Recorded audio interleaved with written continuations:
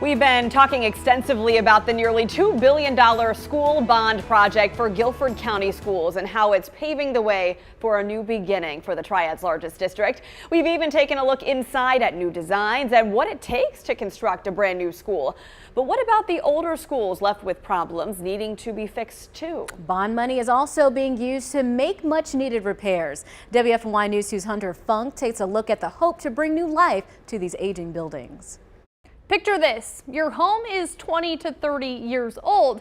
At this point, you're going to need some repairs, like the window and the roof, fixing those pipes, and you're probably going to have to replace the HVAC unit. The longer you wait, the more expensive it gets. Well, this is the situation Guilford County Schools is in, just on a much bigger scale.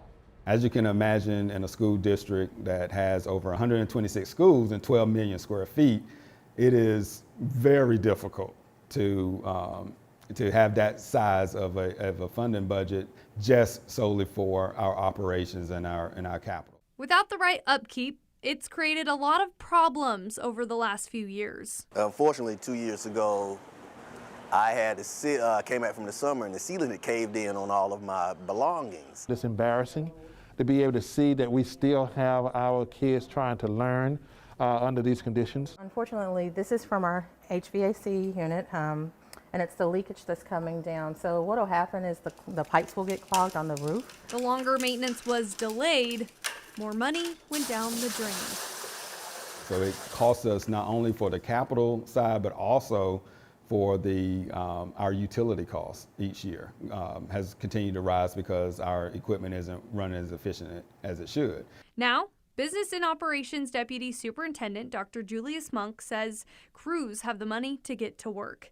Of the $1.7 billion bond going to GCS, $500 million is for deferred maintenance.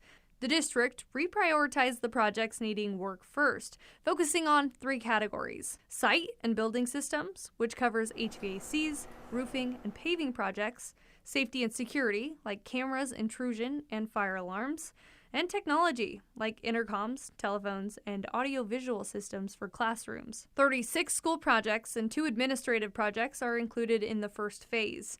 One of the schools on that priority list, Northeast High School, with a $5.9 million HVAC repair.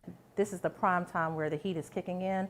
We're in this room and there's no kids here, but when you add about 30 bodies, it becomes extremely unbearable.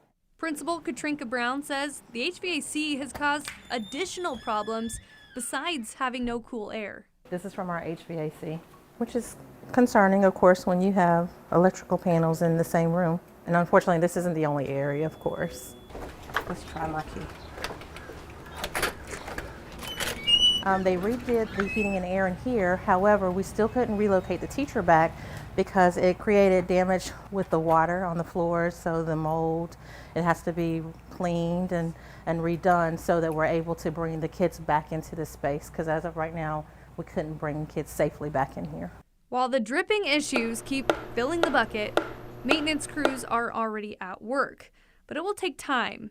The goal is to finish maintenance work at the priority schools in 6 years. Our school is fairly old, and so just seeing the updates that are already occurring is exciting. I hate to say be patient, but please do be patient. Know that we are working to make sure that we get these schools up and running in time for the start of school, and that we're going to be putting forth every effort to, when things do go down, because we know that that is going to happen, that we address it as soon as possible.